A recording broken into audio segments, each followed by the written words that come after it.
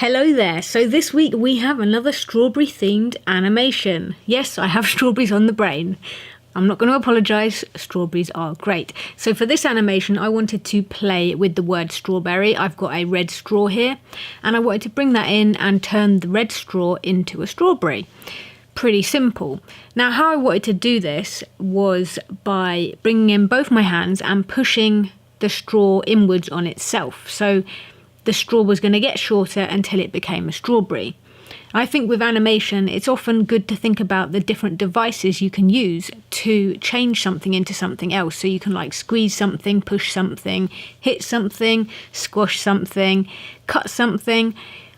In this case, I'm pushing something, compacting it into something else. And the way I was going to do this was to simply cut away at the straw frame by frame. So I start off with fairly small bits cut off, gradually make these pieces bigger until there is literally not much left of the straw at all.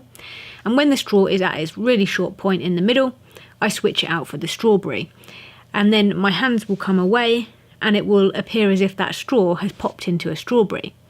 And I just thought a really nice way to finish this off. I felt like it needed something else to the animation. I would just take that strawberry out, give it a bite and place it back in. To bring that to life, I added a scrunch sound effect, as if I was biting into the fruit, so that you can see, even though it's off screen at that point, you can hear the noise, so you know that I have just bitten into the strawberry, and then the strawberry comes back and is placed in the scene to end the animation.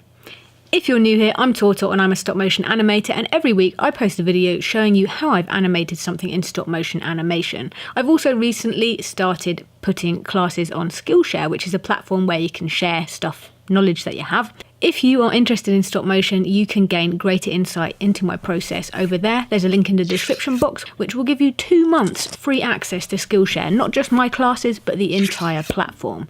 My aim is to upload at least 2 classes there per month, and I'm open to suggestions as well. So do have a look if that is of interest to you.